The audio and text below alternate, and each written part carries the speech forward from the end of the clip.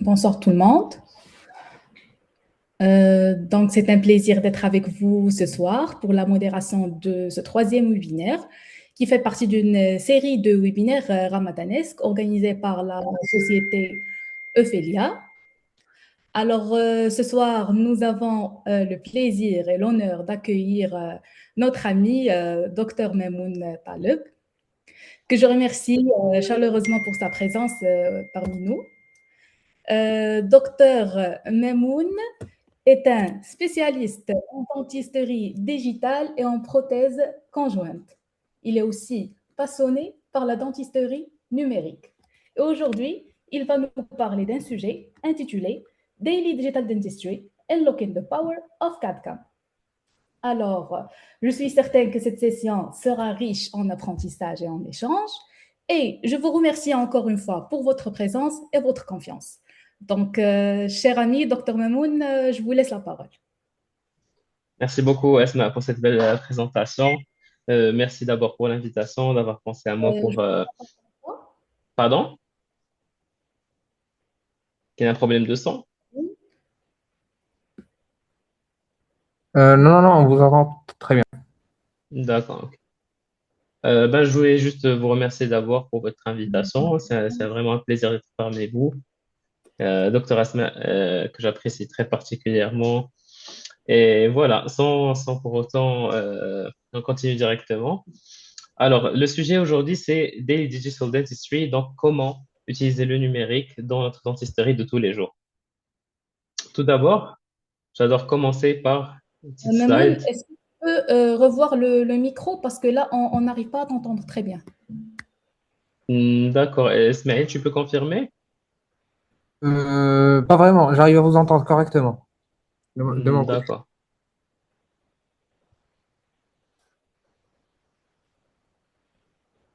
D'accord, très bien. D'accord.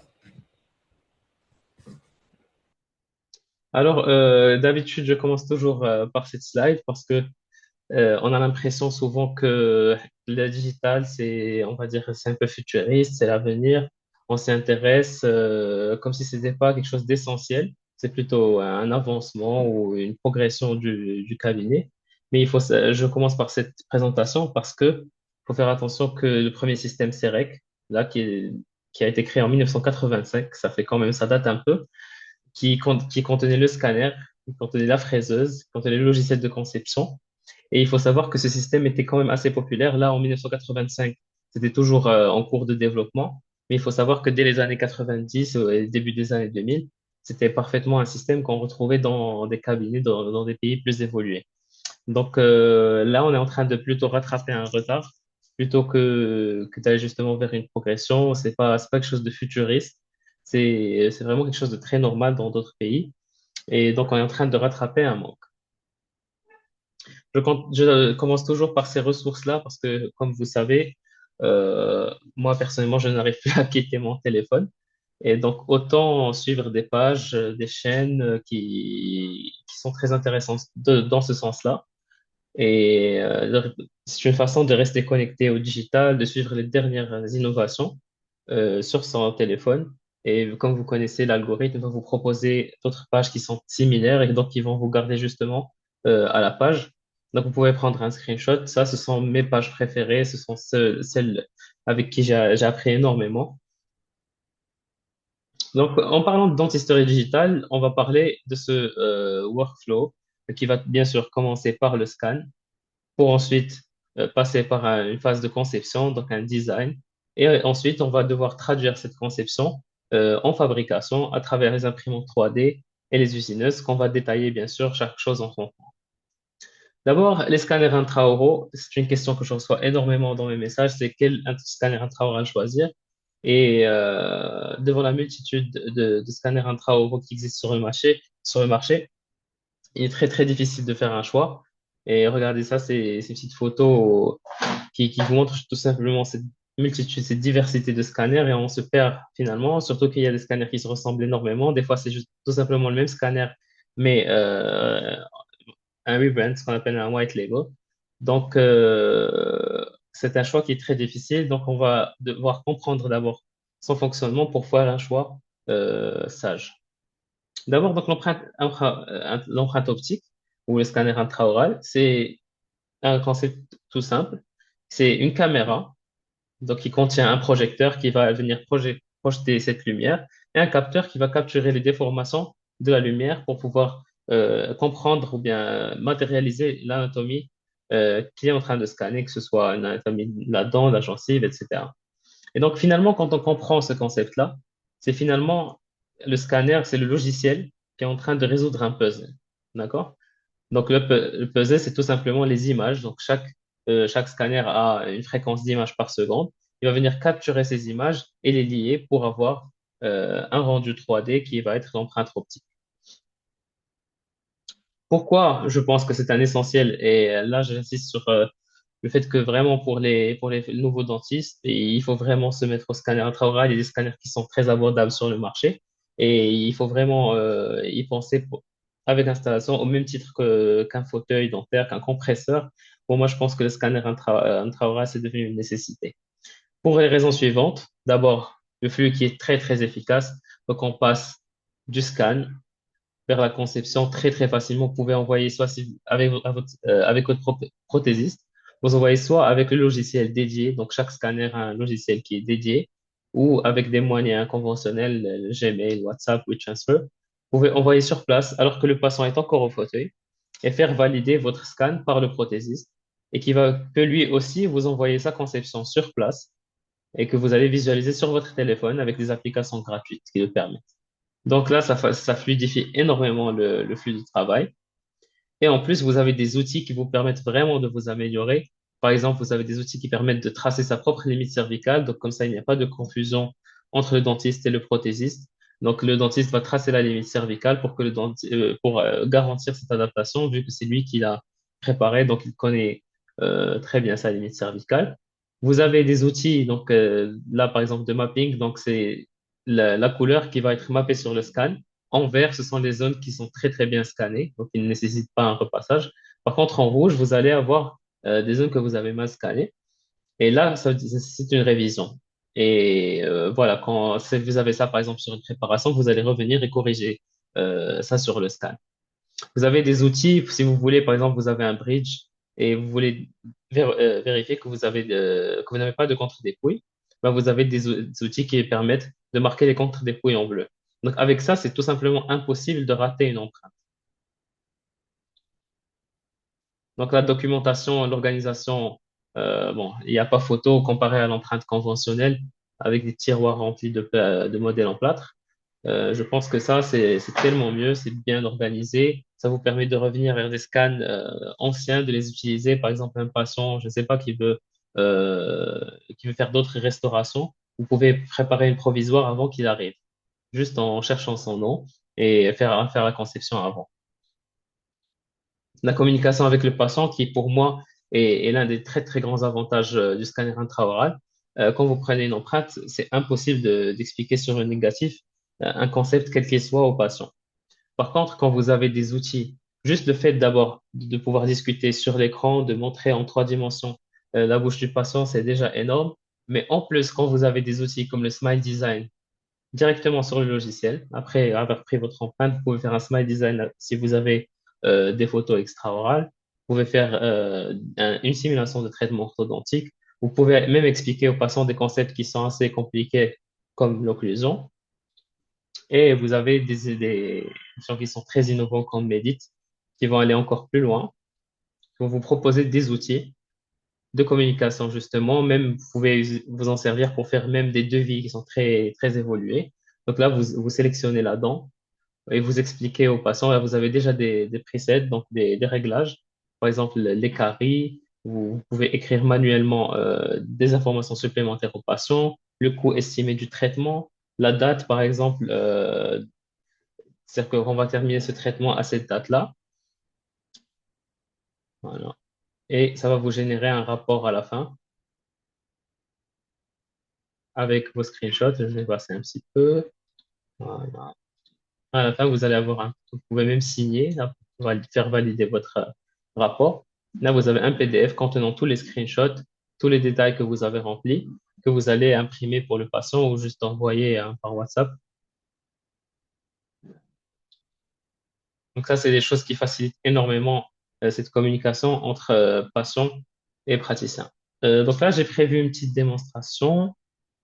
Donc, je vais voir si au niveau du partage.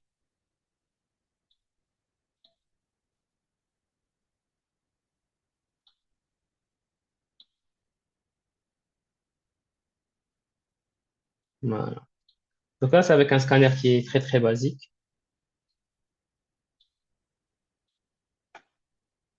Donc là, j'ai un petit modèle de démonstration, juste pour vous montrer un petit peu les étapes.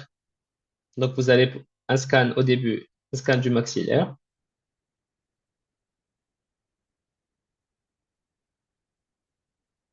Là, je vais passer sur les faces occlusales.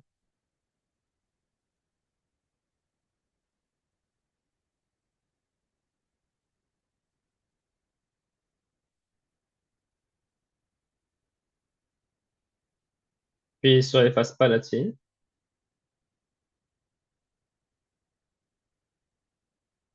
Puis je vais en vestibulaire.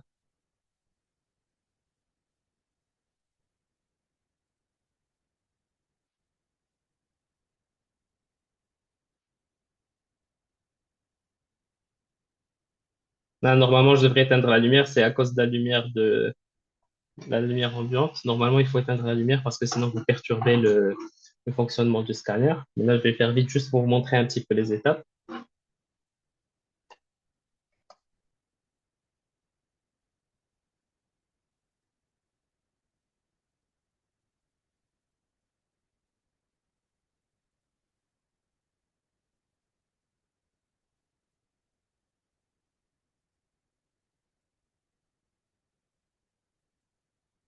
Donc, toujours la même stratégie. Je passe en occlusal. Ensuite, je m'intéresse à la face linguale pour finir en vestibulaire.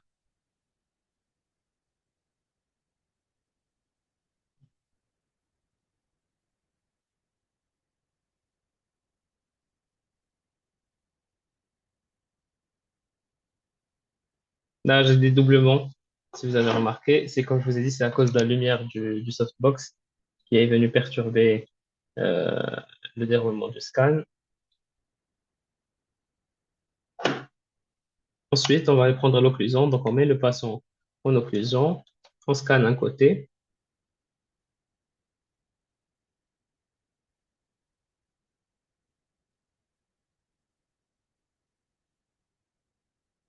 Voilà, le scanner il va automatiquement matcher le supérieur avec l'inférieur. On fait la même chose de l'autre côté pour ensuite avoir une occlusion qui est correcte. Donc là, c'est une démonstration que je vous dis très très rapide parce que je n'ai pas le temps de vraiment détailler le logiciel, etc.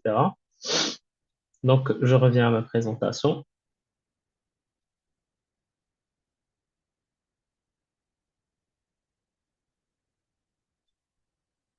Les amis, vous voyez ma présentation correctement? Oui, effectivement. Oui, oui. Ok, très bien. Parfait. Donc voilà, si vous avez vu, c'est cette stratégie de scan qui est très très importante parce qu'elle va justement permettre de résoudre le puzzle dont on a parlé tout à l'heure. Si vous vous mettez à scanner en occlusal, puis en partir en vestibulaire, revenir en lingual, ça vous allez perdre le scan parce que il va pas trouver des images ou des repères qui vont permettre de relier ces images entre elles pour vous donner une bonne précision.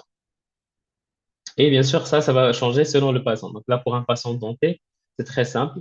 Et pour des patients édentés, il va falloir adopter des stratégies qui sont beaucoup plus complexes, donc qui vont reposer sur les repères qui intéressent les patients édentés. Alors, les erreurs à éviter, comme vous avez vu ce qui m'est arrivé à la mandibule, c'est le dédoublement du scan. Des fois, c'est très subtil. Il faut vraiment zoomer pour voir. Et vous allez voir, par exemple, sur ce scan-là, qu'il y a deux cuspides à chaque fois. Et donc, ça veut dire qu'il y a eu un décalage, soit à cause de cette stratégie de scan, soit à cause d'autres éléments. Comme vous avez vu maintenant, c'est la lumière de la lumière continue que j'utilise pour la vidéo qui va venir perturber parce qu'elle va interférer avec la lumière projetée du scanner. Donc ça, c'est très important. Il faut éviter, on ne scanne jamais avec la lumière du ciel-éthique. Et des fois, il faut même, pour certains scanners qui sont très sensibles à la lumière, éteindre même la lumière ambiante de la salle.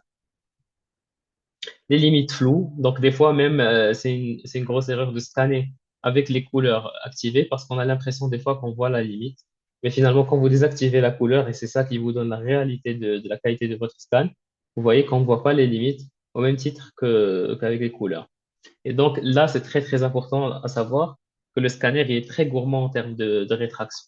Donc il faut utiliser les fils de rétraction, la méthode du double coordonné, il faut vraiment que ce soit visible parce que pour les matériaux conventionnels, les matériaux à empreinte, ils ont une certaine action qui va être rétractrice vu la viscosité du matériau. Par contre, pour un scanner intraoral, c'est une lumière, donc il va avoir aucune action sur les tissus mous. Et donc, c'est votre rétraction qui va tout faire. Et en appliquant ce conseil-là, il faut faire attention à ce que le fil de rétraction ne soit pas débordant sur les limites.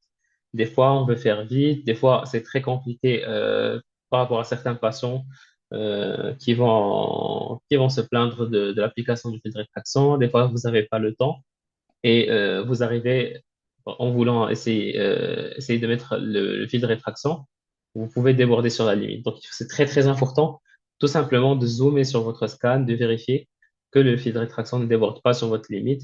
Et au même titre que la nécessité de vérifier que les limites ne sont pas floues. Pardon. Et là, donc, l'astuce, c'est tout simplement d'utiliser le double fil de rétraction. Donc, idéalement, un fil de petit diamètre, un double zéro, un triple zéro même, qui va aller bien en dessous de la limite. Puis un diamètre plus gros, qu'on pourrait, selon le patient, donc soit si on arrive à obtenir justement ce petit escalier-là, on peut laisser le fil de rétraction en place. Sinon, si la gencive ne le permet pas, on peut le laisser en place 5 minutes, puis le retirer et prendre son scan rapidement. Faire très très attention, des fois il y a des excès qui se glissent, soit à cause de la salive, à cause du saignement, à cause des fois juste un gant qui traîne, quelque chose qui traîne, et vous allez avoir des excès. Et c'est pareil pour les manques, donc des fois on essaie de passer vite, on ne fait pas attention, et on laisse des manques sur les faces proximales généralement, ou des fois sur la limite cervicale même. Et ça fait des scans qui vont soit être mal adaptés au niveau des points de contact, soit sinon des problèmes d'adaptation au niveau de la limite. L'occlusion aussi, c'est très très important, qui peut être très souvent erroné. Donc des fois, il suffit soit d'utiliser des outils d'analyse. Donc vous avez des outils qui permettent d'analyser l'occlusion au sein de votre logiciel de scan. Sinon, vous pouvez juste visualiser, par exemple, là, l'intrado du scan, et ça vous donne une idée sur les points de contact. Et là, on voit bien qu'il y a une intrusion, donc il y a littéralement une cuspide qui va entrer dans l'autre. Et donc, ça, c'est complètement illogique. Il n'y a pas de raison pour qu'il y ait une cuspide qui va venir s'introduire dans l'autre. Ce n'est pas possible physiquement. Donc, ça veut dire tout simplement qu'il y a eu une erreur de matching et qu'il faut reprendre l'occlusion. Et ces erreurs vont venir de plusieurs sources de problèmes. Donc, vous avez soit l'algorithme du scanner donc, qui est vraiment, on va pas dire mal fait, mais en fait, qui va avoir plusieurs sources de biais, on va dire. Le plus important étant le ligament parodontal. Donc, ce qu'il faut savoir, c'est que quand vous scannez le maxillaire et la mandibule, le patient, en fait, il n'est pas en occlusion. Donc, le ligament parodontal n'est pas sollicité et les dents sont dans une position, on va dire une position X. Par contre, quand le patient mord, surtout s'il mord très fort, vous allez activer ce ligament parodontal, donc il va y avoir une certaine intrusion, d'accord? Et donc la dent, elle va rentrer dans son ligament, donc elle va changer de position. Et le scanner, finalement, il a le scanner mandibulaire et maxillaire avec les dents en position de repos, mais au niveau de l'occlusion, il a des dents qui sont introduites dans leur alvéole. Et donc, ça va forcément créer des biais. Après, il y a des facteurs qui sont vraiment, euh, on va dire, à cause du praticien, parce que soit vous scannez mal, soit vous vérifiez pas que le patient est effectivement en occlusion. Il faut pas scanner, par exemple, en position allongée, ça c'est sûr, parce que sinon le condyle, il va vers l'arrière, donc ça vous donne des scans d'occlusion qui sont faux. Euh, donc il y a plein de petites astuces. Par exemple, quand le patient est anesthésié, quand vous taillez une sette, vous avez une perte du premier point de contact en relation centrée. Donc, c'est normal que le patient ne va pas vous donner cette occlusion idéale ou même son occlusion naturelle. Après, donc, je reviens sur la toute première question, c'est comment choisir un scanner. Bah, tout simplement, qu'est-ce qui fait la différence entre un scanner, comme le Coxo que je vous ai présenté là, qui coûte 26 000 dirhams, entre d'autres scanners qui en coûtent 200 000.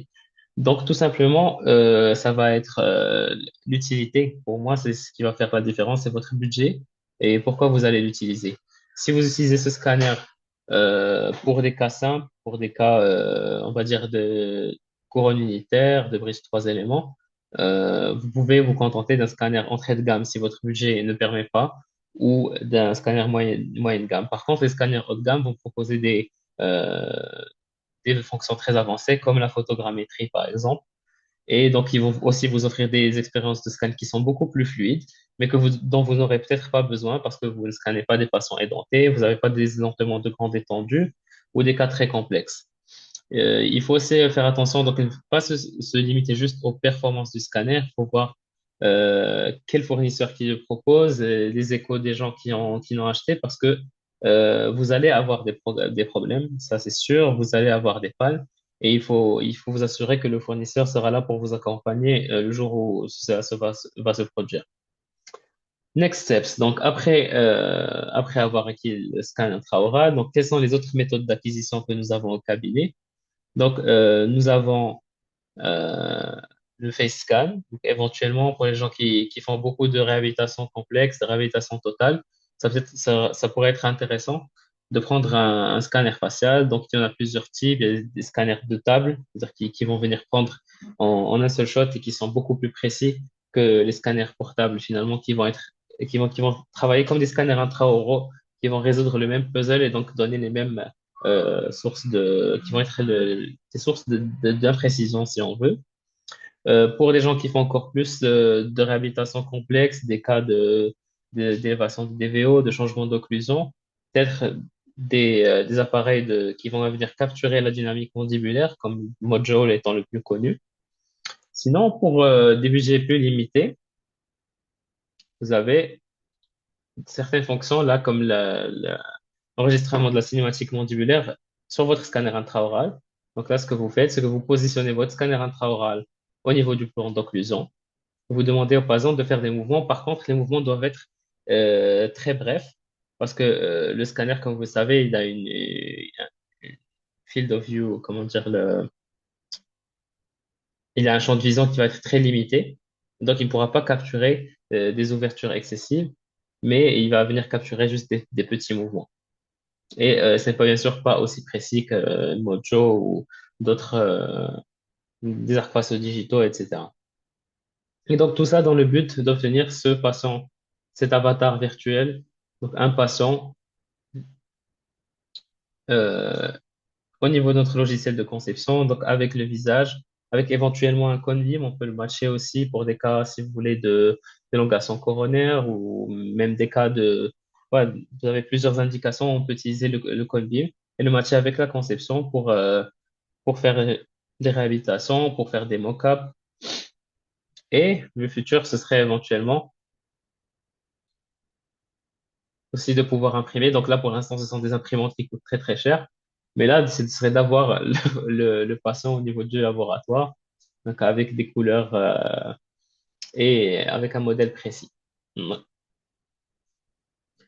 Alors, photographie dentaire, là, que je pense un indispensable pour moi, c'est juste après l'acquisition d'un scanner intraoral, il faut prendre un appareil photo, ça va être votre meilleur professeur, mais aussi donc, pour votre propre pratique, mais surtout aussi pour communiquer avec le laboratoire. Parce que regardez, avec une photo qui vous paraît toute simple, donc on va faire un relevé de teinte, votre prothésiste, il peut, avec n'importe quel logiciel, même sur son téléphone, sur son ordinateur, regardez, en augmentant la saturation, on arrive vraiment à bien détailler, à voir des choses qu'on peut pas voir sur une photo normale. Donc, vraiment à mapper les couleurs, donc à trouver exactement quel maquillon, quelle céramique utiliser, à quelle place. Regardez, on peut voir des fêlures donc, qu'on ne voyait pas avant. Et aussi à juger un peu cette histoire de translucidité, donc quel bloc utiliser. Des fois, l'émail est très translucide, dans d'autres cas, il est très opaque. Et c'est en transformant cette photo en noir et blanc qu'on peut justement avoir ces informations. Quel équipement pour la photographie? Entre caméra et smartphone, je pense que, bien sûr, la caméra, si vous avez le budget, est un indispensable, il y a pas photo. Par contre, pour les smartphones, je pense que avec des accessoires appropriés, on peut quand même obtenir des résultats qui sont pas mal. Après, le prochain niveau, ce serait éventuellement de prendre l'OptiShade, donc qui est l'appareil de colorimétrie le plus précis donc, selon les études, et qui va vous permettre donc d'avoir un relevé de teinte, mais ça ne s'arrête pas juste au niveau de A1, A2, A3, mais l'avantage, c'est que vous pouvez le coupler à des logiciels d'intelligence artificielle comme Matisse, qui vont venir vous donner exactement la recette que vous devez utiliser au niveau du maquillage ou de la stratification pour avoir le bon résultat. Dis-moi, Ismaël, est-ce qu'on peut prendre des questions avant de passer à la prochaine section? Vous préférez qu'on le fasse à la fin? Oui, avec plaisir. Alors, si vous avez des questions, vous pouvez les poser sur la partie questions-réponses.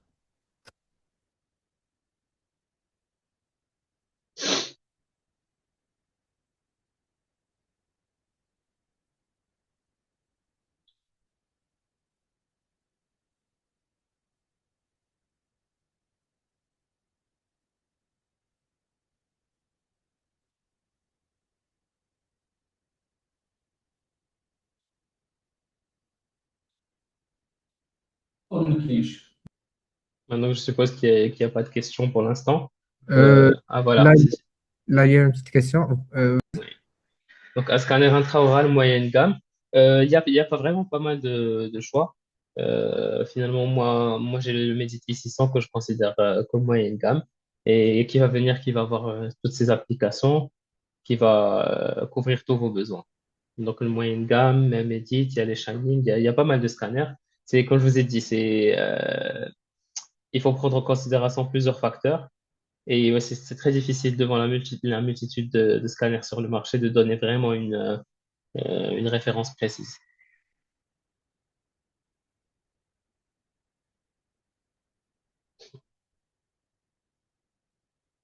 Voilà, donc je suppose qu'on peut passer aux autres sections, puis on peut reprendre à la fin les questions. Si vous avez des questions au cours au fur et à mesure, vous pouvez les poser justement. Il y a une section questions-réponses spécifique pour ça, et à la fin, on viendra pour répondre à toutes les questions. Alors, donc, vous avez pris le scan, vous avez acquis toutes les données, vous les avez transférées, soit à votre prothésiste, soit vous, si vous voulez faire ça vous-même au cabinet. Donc, il va falloir faire une conception. La conception, tout simplement, sur le logiciel, on va venir imaginer, si vous voulez, la restauration définitive. Donc, qu'est-ce qu'on peut faire au niveau de la conception? D'abord, les couronnes et les bridges. Donc, ça, c'est les travaux de tous les jours. Vous voyez, surtout, moi, je suis à chaque fois toujours étonné par la prédictibilité. Donc, ce qu'on a au niveau de la conception, c'est exactement ce qu'on peut obtenir en bouche. Il y a une précision incroyable. Là, c'est un cas que je travaille avec mon ami Osama évidemment, hier. Donc, vous voyez, c'est exactement ce que j'ai au niveau de la conception. C'est exactement le rendu que j'ai en bouche. Et là, c'est grâce à une fonction qui, pour moi, je pense, si vous me donnez une seule fonction à utiliser au niveau du logiciel de conception, ce serait ça pour moi, la copie miroir. Donc, c'est qu'on va venir prélever la dent du patient, par exemple la dent contralatérale, et la positionner au niveau de la future prothèse pour avoir exactement l'anatomie et la morphologie qu'on veut obtenir.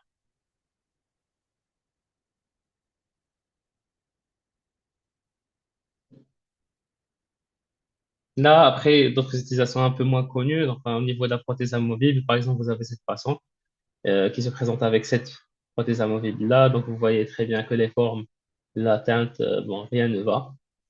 Et sans cette fonction-là dont je vous parlais, qui est la copie miroir, ce serait tout simplement impossible de lui donner exactement les mêmes formes, à part en prenant des dents de commerce, en les transformant, mais ça prendrait énormément de temps pour avoir ce résultat-là. Vous avez là une invention que j'adore particulièrement, les Smile Trials. Je ne sais pas vraiment comment les traduire, on va dire des essayages, des mock-ups directs, je ne sais pas comment les appeler. C'est tout simplement, ce sont des petits dispositifs là en résine.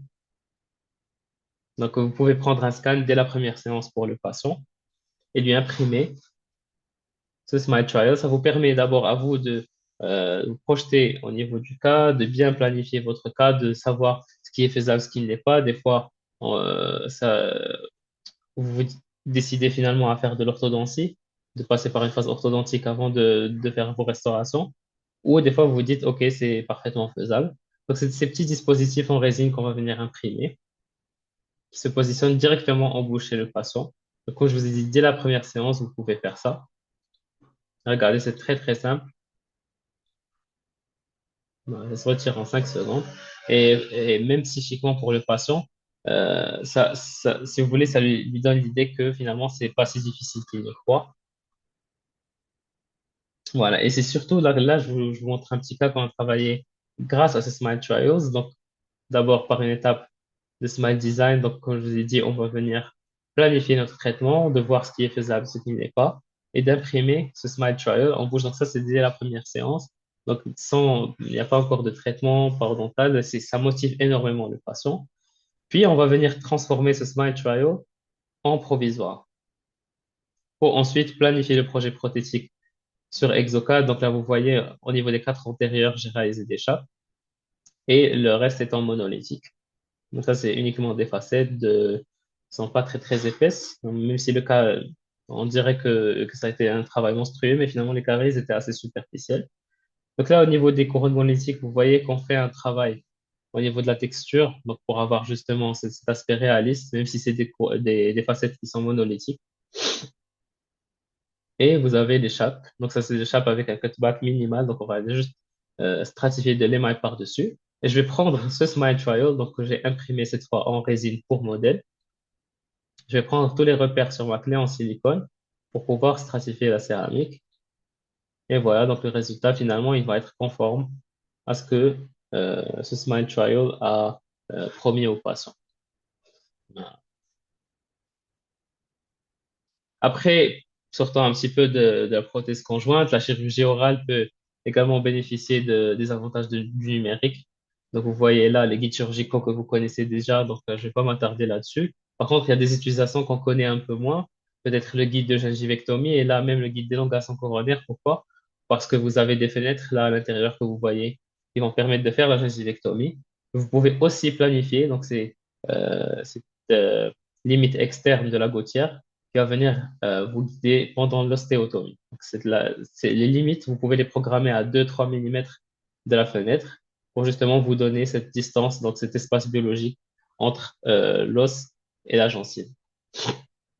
Vous avez aussi des guides pour les apicectomies. Vous pouvez faire, en fait, l'avantage du digital, c'est que vous pouvez planifier tout et n'importe quoi avec. Vous avez même là ici, pour les gens qui font de la maxillofaciale ou des régénérations osseuses, qui vont utiliser ces mèches en titane, qui vont venir guider la régénération osseuse. Et comme ce que je voulais vous dire, c'est que finalement, avec le digital, on peut tout planifier, même des choses qui, par exemple, que ce soit le guide de gingivectomie, le guide d'apicectomie, il y a des guides d'endo pour les cavités d'accès qui n'ont même pas été prévus. C'est-à-dire le logiciel, il n'est pas fait pour faire ça. Mais les logiciels sont tellement ouverts, vous pouvez faire tellement de choses avec un fichier STL que vous pouvez créer des dispositifs que même le développeur enfin, n'y avait pas pensé. L'ortho, vous connaissez sûrement les aligneurs qui se font justement en digital, mais vous connaissez peut-être un peu moins donc ces guides-là pour le collage des braquettes. Donc vous pouvez planifier votre cas sur le logiciel d'ortho avec Coinbeam, avec Scan. Et si vous avez la bibliothèque, donc c'est à condition bien sûr que la bibliothèque des braquettes soit sur le logiciel, vous pouvez programmer la position des braquettes et imprimer cette gouttière et faire le collage en un seul temps de vos braquettes. Donc, les logiciels de conception les plus connus, à savoir, bon, vous connaissez sûrement Exocad, qui s'accapare 70% de la part du marché, et tout simplement parce qu'il offre une liberté qui est juste incroyable au niveau du logiciel. Vous pouvez faire tout et n'importe quoi avec. Puis Shade, qui a aussi quand même, qui vient en second après Exocad, qui est un logiciel qui est très intuitif, mais qui manque justement un peu de liberté. Et c'est pourquoi il est moins utilisé. Mais il a toujours, bien sûr, ses avantages, bon, sans rentrer trop dans les détails. Vous avez des petits concurrents qui viennent par ici et par là. Par exemple, le Medit Clinic CAD, qui est peut-être un petit peu utilisé en tier-side parce qu'au début, d'abord, il était gratuit, donc les gens étaient curieux de savoir. Après, là, il reste toujours vraiment pas cher et qui n'est pas exclusif aux utilisateurs Medit. Donc, vous pouvez utiliser n'importe quel scanner venir faire votre conception sur Medit Clinic 4. Ça coûte 30 dirhams à l'export. Donc, vous exportez chaque pièce. Donc, pour chaque prothèse que vous allez exporter, vous payez 3 dollars si vous avez un Medit ou 6 dollars si vous avez un autre scanner. Donc, ça reste vraiment pas cher par rapport aux autres options précédentes. L'ortho, donc les plus connus, vous avez sûrement déjà entendu parler du 3Shape, Maestro 3D, donc des logiciels qui sont finalement assez simples à utiliser, mais qui nécessitent beaucoup de réflexion. Et voilà, ça reste surtout la difficulté réside surtout au niveau de la planification, au niveau des connaissances, au niveau de la biomécanique, etc. Mais le logiciel reste assez simple à utiliser. Après, tout le monde parle d'intelligence artificielle et bon, à juste titre parce que on voit des développements qui sont juste énormes. La DanceBird, c'est un logiciel de conception sur votre navigateur. Vous pouvez juste ouvrir Google Chrome. Vous n'avez pas besoin de PC gamer, de logiciels performants. Vous pouvez faire votre conception directement dessus. Et en plus, ils ont justement un programme d'intelligence artificielle qui fait la couronne automatiquement, au même titre que 3Shape Automate. Donc, ils avaient un service qui vous permettait juste d'uploader le scan. Vous dites ce que vous voulez, une couronne sur le 14, et l'intelligence artificielle vous envoie un fichier STL. Là, ils ont en plus intégré le 3Shape Automate à leur logiciel de conception, donc vous pouvez même faire des modifications. Exocad a aussi implémenté la même fonction. Après, vous avez des logiciels comme Atomica.ai qui fait la conception des guides chirurgicaux de façon totalement automatique. Donc, vous faites que valider les étapes, mais la majorité des fonctions sont complètement générées par IA et vous vous retrouvez à faire un guide chirurgical en 3 minutes grâce à ces fonctions-là. Le Blue Sky Plan Ortho qui lui aussi fait des propositions de traitement paralinéaire complètement automatisé, donc sans votre intervention. C'est très prometteur. Je ne pense pas que c'est encore exploitable à 100% en full AI. Et bien sûr, il faudra. Mais bon, c'est comme ça. Pour l'intelligence artificielle, pour tous les développements, en fait, au début, ça va passer par cette phase de développement, surtout que en fait, notre marché, il est très, très petit, très restreint. Donc, les ingénieurs, ils n'accordent pas beaucoup d'importance à ça pour l'instant, parce que les gens qui sont euh, on va dire, des ingénieurs qui sont spécialisés en AI. Là, ils ont d'autres domaines qui sont beaucoup plus intéressants, beaucoup plus rentables. Mais je pense qu'une fois qu'ils vont s'intéresser encore plus à la dentisterie, je pense qu'ils vont pouvoir automatiser tout ça. Parce que quand vous voyez, par exemple, l'IA générative là, qui vient venir générer des vidéos, générer des photos, des choses qui n'ont pas des règles ou des normes strictes, et ils arrivent quand même à faire des résultats exceptionnels. Par contre, nous, au niveau de notre domaine, on a des règles qui sont très strictes au niveau de l'anatomie, au niveau de l'occlusion. Donc, une fois, c'est très facile pour une intelligence artificielle de comprendre ces aspects-là et de les réaliser. Donc, justement, en parlant d'IA générative, donc SmileCloud, ils avaient commencé justement ce mouvement. Vous uploadez juste la photo extra-orale du patient et le logiciel, il propose le Smile Design. Et ensuite, quand vous voyez des Smile Design, vous faites des changements, il vous donne cette vidéo-là. Vous pouvez présenter au patient et donc là, je vous laisse imaginer l'acceptance rate des plans de traitement. Mais après, il faut assumer. Donc, passons à la fabrication. Donc, une fois avoir fait cette conception, il va falloir traduire cette conception justement euh, en réalité. Et donc là, on a deux procédés devant nous. Donc, l'impression 3D et l'usinage. Donc, l'usinage, c'est très simple. C'est que vous avez un bloc et donc le bloc, il est déjà traité en usine. Et la machine, c'est juste des fraises. Elle va venir usiner, elle va venir fraiser. Donc, par réduction, enlever de la matière jusqu'à vous donner exactement les résultats de votre conception.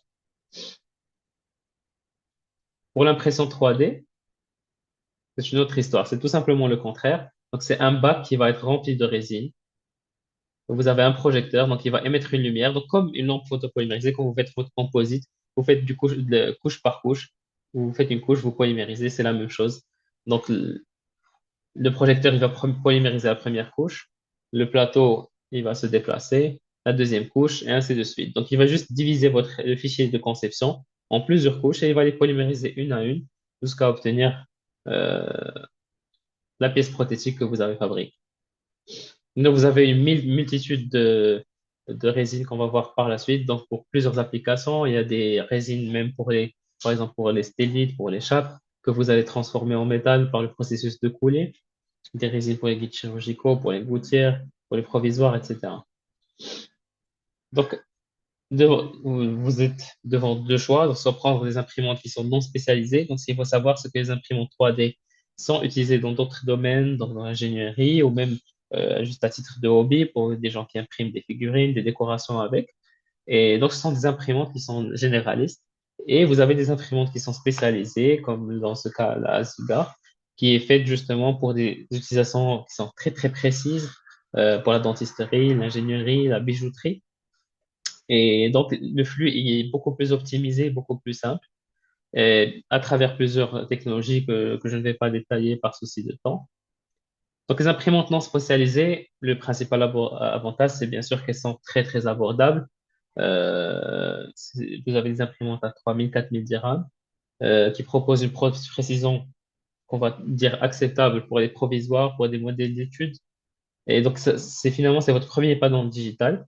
Et vous pouvez faire des choses complètement énormes avec si vous avez le temps, si vous voulez vous dédier au calibrage, vous voulez dédier du temps, trouver des paramètres, des résines, etc. Vous pouvez avoir des résultats très corrects avec.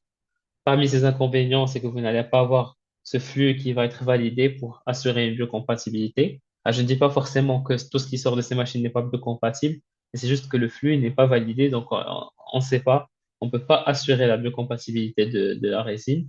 Mais si la résine est biocompatible, mais si elle ne passe pas justement par ce flux qui va être validé, on n'a pas la certitude que c'est le cas. La précision qui va être limitée, qui va surtout être sujette à de multiples calibrages, autant que vous voulez accorder justement à la machine. Fiabilité, longévité très discutable. Et bien sûr, pas de service après-vente parce que vous êtes livré à vous-même finalement. Pour les imprimantes dentaires, donc spécialisées pour la dentisterie ou autre domaine, donc elles vont être très très précises. Les protocoles sont validés, donc vous avez des manuels qui décrivent exactement les étapes par lesquelles doivent passer ces résines pour être certifiées biocompatibles. Très facile à utiliser, généralement elles viennent avec des logiciels spécifiques qui sont justement pensés pour être très faciles parce qu'ils savent que ce sont des praticiens qui vont les utiliser, donc il faut faciliter au maximum, il ne faut pas qu'il y ait beaucoup de pertes de temps et surtout qu'ils vont être très très fiables. Donc vous avez des machines qui font facilement, ils vont durer 10 ans, 13 ans sans aucun problème. Par contre, ils vont être très coûteuses, que ce soit en termes d'investissement initial. Donc entre 4000 dirhams et 130 000 dirhams, il y a quand même pas mal de différences. Et mais aussi en termes de consommables, donc ça coûte un petit peu plus cher. Mais donc à étudier selon la rentabilité. Donc, qu'est-ce qu'on peut faire avec ces imprimantes-là? Donc, on va pouvoir faire justement des modèles, donc des modèles de travail pour la prothèse conjointe, des modèles pour le thermoformage des aligneurs, des gouttières de contention, etc. On va pouvoir imprimer des guides chirurgicaux, des provisoires. Donc, nous avons des résines justement qui sont qui sont faites pour être utilisées en bouche à titre provisoire. Et différentes résines selon la qualité. Il y a des provisoires d'une semaine, des provisoires de 6 mois. Il y a aussi des résines qui vont être chargées en céramique, donc qui sont faites pour les définitives. Donc là, deux couronnes faites justement par ces résines chargées. Vous avez certaines résines qui vont être justement dédiées à la prothèse amovible. Donc dans ce cas, une centrale, donc une patient qui vient avec une PA, qui n'a pas les moyens de faire un implant, et donc il va venir avec une dent de commerce qui n'est pas vraiment adaptée, qui ressemble en rien à sa dent naturelle, mais grâce justement à l'impression 3D, on va venir par copie miroir lui donner exactement la même forme de la dent, et qu'on va venir maquiller en plus en bouche.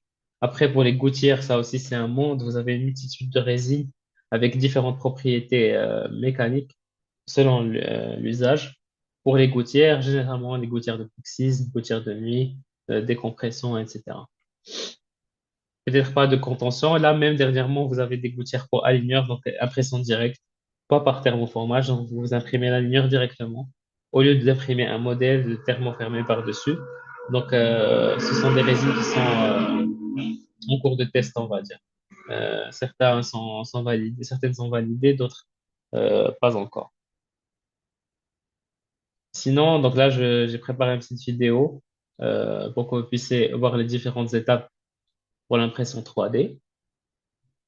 Donc le nesting, donc d'abord, donc ça c'était des overlays qu'on avait préparés pour une formation. Donc le nesting, c'est au niveau du logiciel, on va venir positionner les tiges support et les répartir au niveau du plateau. L'impression, donc tout simplement cette polymérisation couche par couche dont on a parlé au début.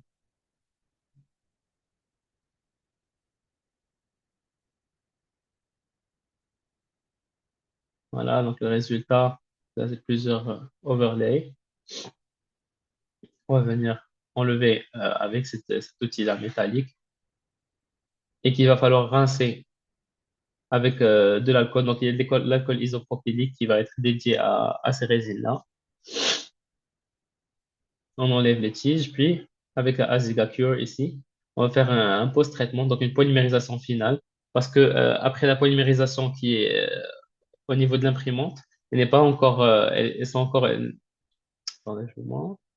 Elles sont encore, vous voyez les tiges, comment on arrive à les retirer facilement? C'est en fait parce que c'est, si vous voulez, c'est une polymérisation primaire, mais qui n'est pas encore suffisante pour donner à cette résine des propriétés mécaniques et esthétiques désirées. Donc là, c'est juste, si vous voulez, une première polymérisation, mais qu'il va falloir mettre dans une machine de post-traitement après.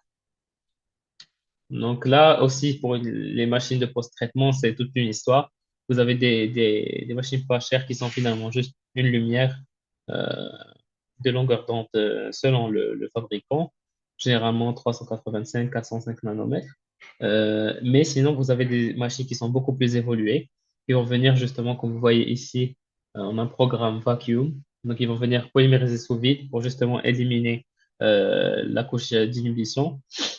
Et vous pouvez aussi le faire à travers l'azote. Et donc, il y a différents procédés qui vont faire la différence entre des machines de polymérisation haut de gamme et des machines qui sont juste finalement, comme je vous dis, des lumières ou des lampes de photopolymérisation à grande échelle. Alors, finissons. Donc, on va venir euh, éliminer les excès, donc tout ce qui reste, les tiges support, etc. Et faire un petit maquillage à la fin avec ces maquillants dédiés à la résine pour justement avoir ce résultat-là. Et bon, les prochaines évolutions, hein, surtout, je pense au chair side. Donc là, Aziga, il va venir proposer ses print pods. Donc, au lieu d'avoir ce bac, donc un gros bac qui fait que la pression elle va être beaucoup plus lente, on va utiliser ces petits pods. Donc, c'est tout petit réservoir de résine avec une plateforme minuscule qui va permettre à l'imprimante de faire cette polymérisation de façon beaucoup plus rapide, parce qu'il n'y aura pas de force de traction causée par le bac. Et là, donc, ça va faire qu'on va pouvoir imprimer un liné en lait, une couronne, en 4 minutes.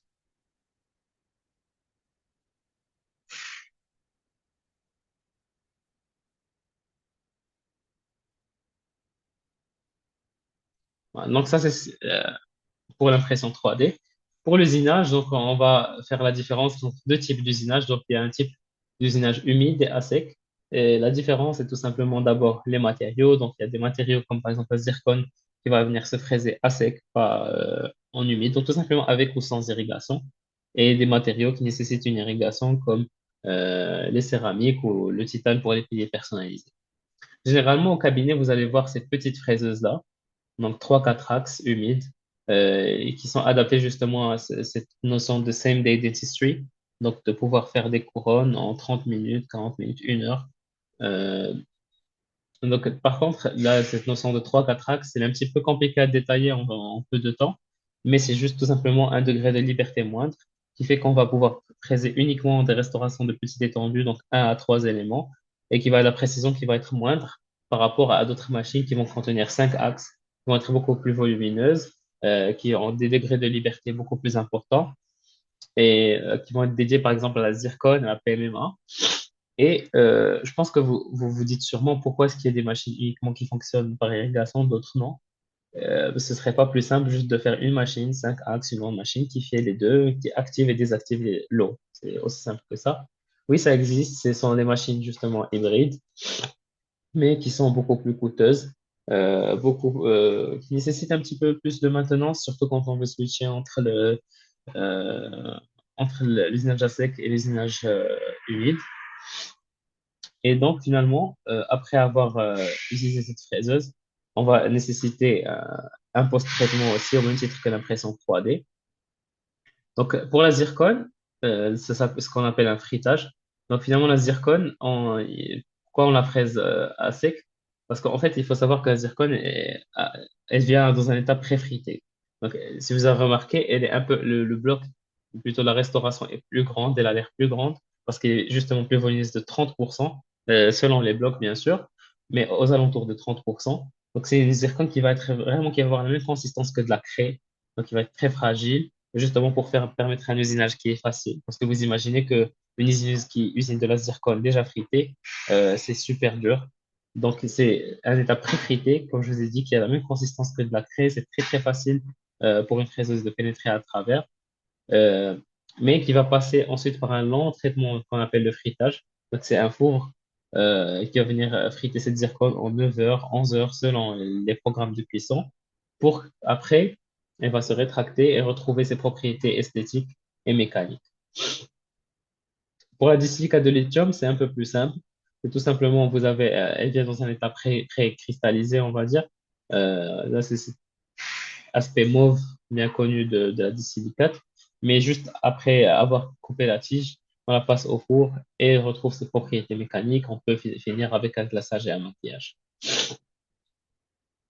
Après, pour la caractérisation, vous avez stain and glaze, donc finalement, c'est les maquillants.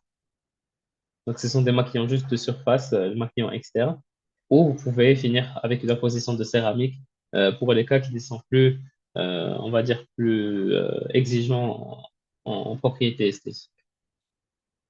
Et je conclue par mon matériau. Donc, c'est un matériau qui est très, très, très spécial. Et je trouve ça bizarre qu'on n'en parle pas un peu plus. Amber Mill.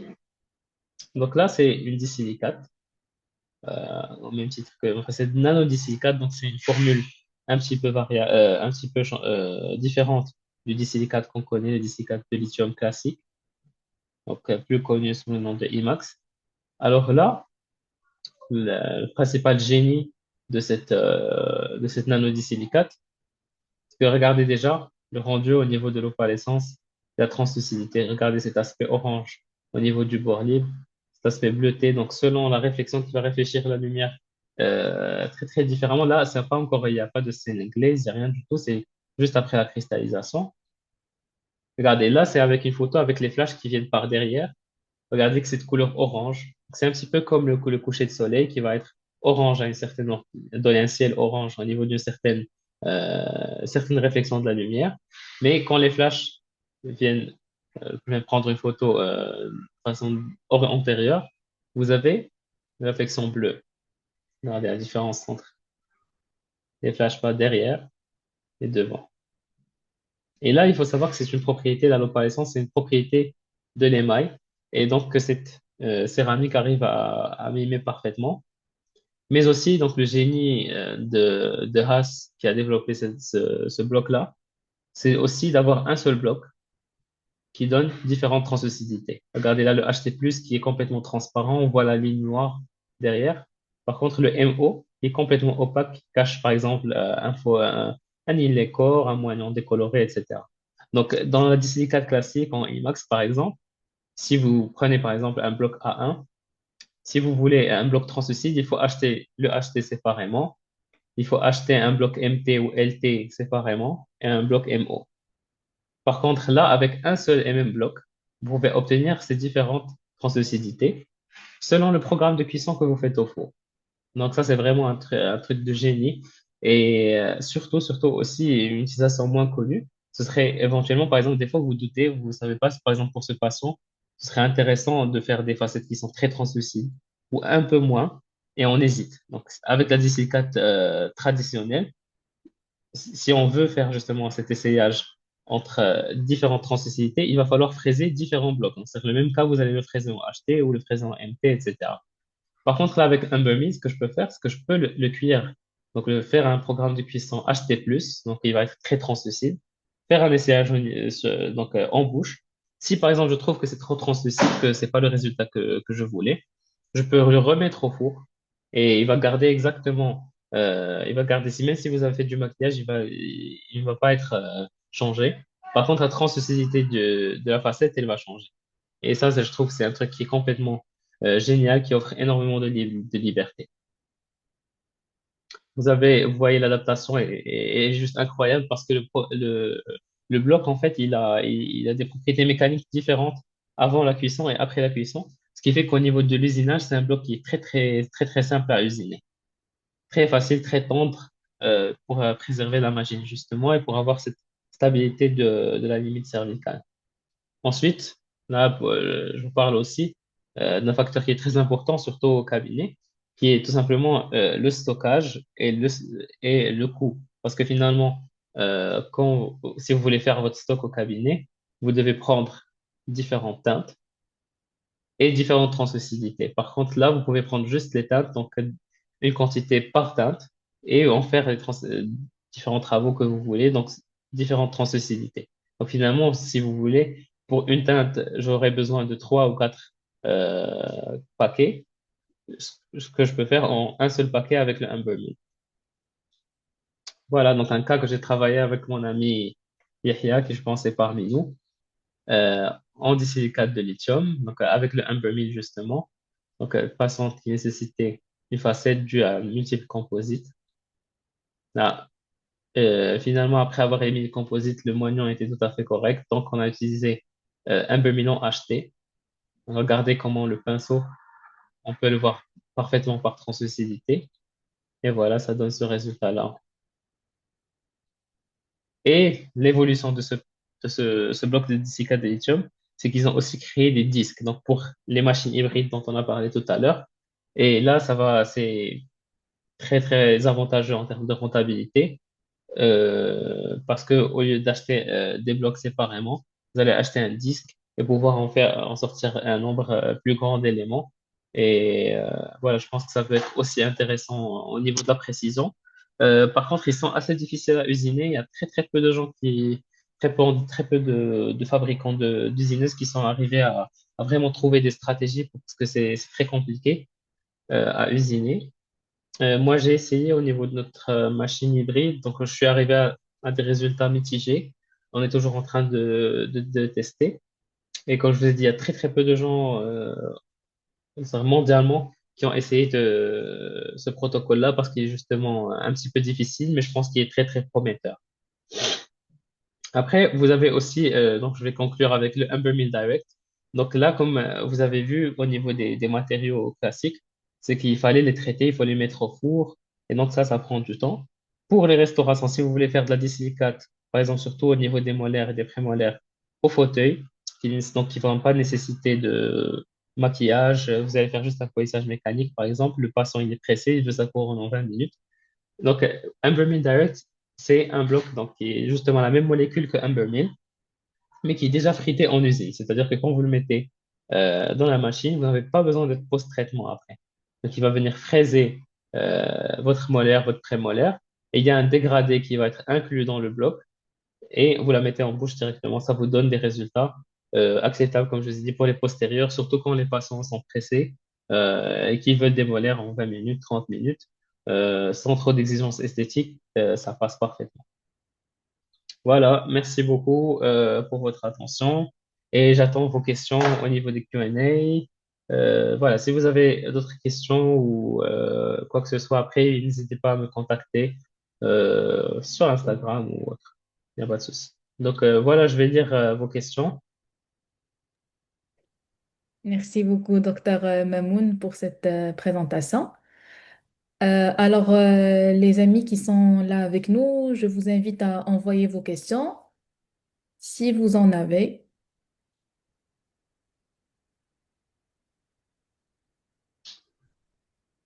De Même- rien, docteur Hamza, merci pour ton commentaire. Avec plaisir. Mamoun, je pense que c'était très clair.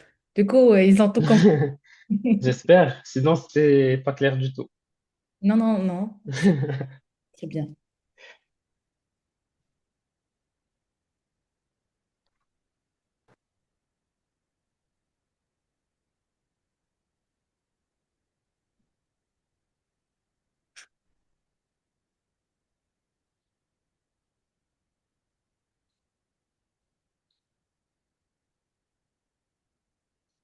Alors, les mèches en titane. Donc, tout à l'heure, on a parlé, je vais revenir vers les mèches en titane. Alors là, c'est un petit peu compliqué.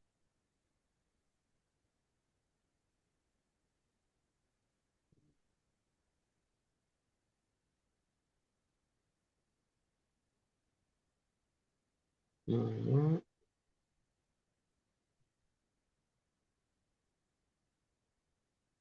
Voilà. Donc là, la question de Dr Hamza, elle porte sur ces mèches en titane là pour la régénération osseuse.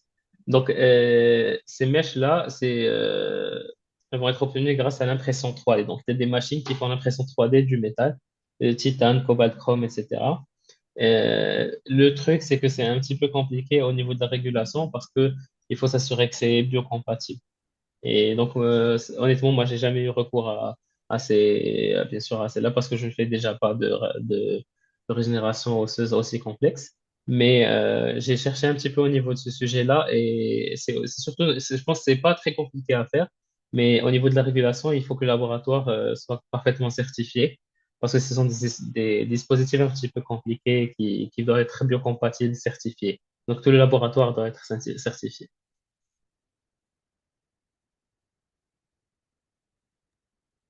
Donc, il y a une deuxième question. Quelle imprimante peut-on acquérir pour les enlays et couronnes en résine chargée?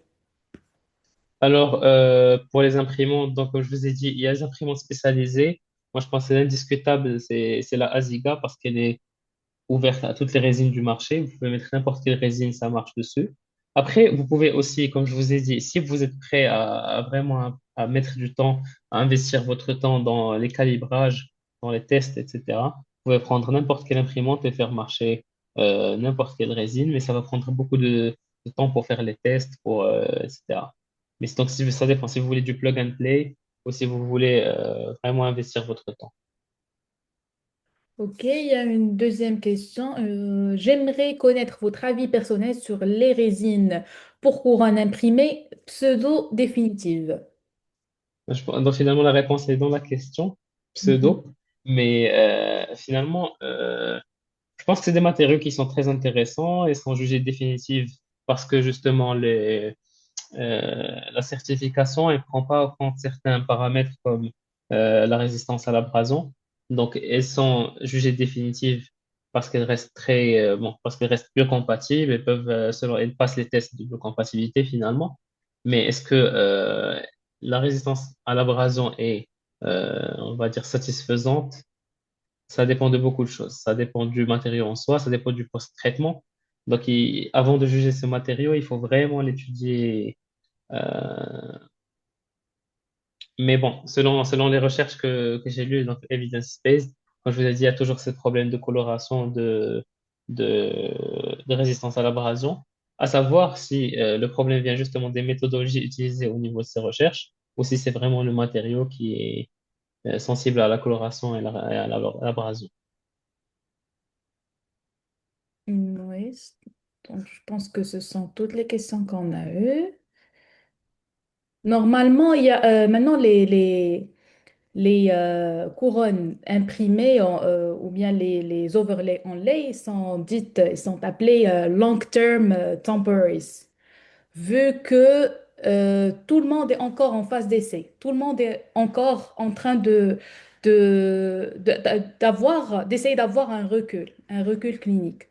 Donc, moi personnellement, parce que j'en fais beaucoup, surtout des overlays, jusqu'à présent, j'ai un recul de 5 ans.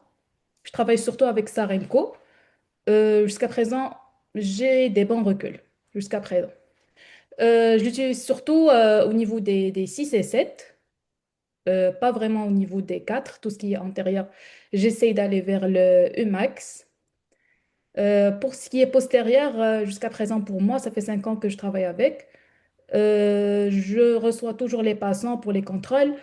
Généralement, il y a de l'abrasion, bien évidemment. C'est pas comme de la céramique ou bien lithium silicate ou tout ça.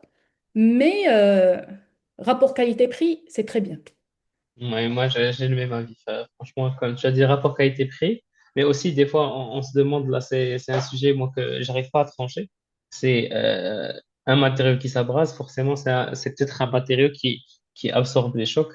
Et donc, est-ce que c'est pas plus intéressant d'avoir un matériau justement qui s'abrase et qu'on va venir changer chaque 3 à 5 ans, plutôt que d'avoir une zircone qui va pas s'abraser, qui va justement abraser peut-être éventuellement les antagonistes, ou bien vous avez la dentition, c'est tout ce que l'émail s'abrase naturellement et abrase ses antagonistes. Donc, peut-être est-ce qu'il faudrait pas un matériau qui va s'adapter au fur et à mesure ben voilà, comme les mailles. Exactement, exactement, c'est ça. Bon, est-ce qu'on a d'autres questions?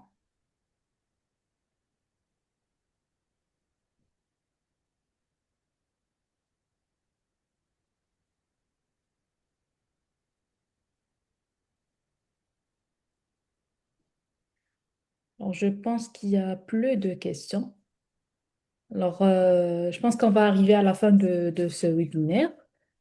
Je tiens à te remercier chaleureusement, Dr Mamoun, pour la qualité de cette présentation, de l'intervention, du partage précieux de votre expertise. Et je remercie également toutes les personnes qui ont été présentes ici avec nous. J'espère que ce webinaire a été intéressant et les échanges ont été enrichissants pour vous. Et je vous souhaite tous une excellente fin de soirée et Ramadan Mubarak Karim pour tout le monde. Merci beaucoup. Merci, Dr. Asna, pour l'invitation d'abord, pour la modération. Et voilà, merci à tous les participants, Dr. Hamza, Dr. Yahya, Kautar, Dr. Talha, merci beaucoup. Et voilà, à bientôt, j'espère. Merci, bonne fin de soirée à tout le monde. Merci, à Merci, très bientôt. à bientôt.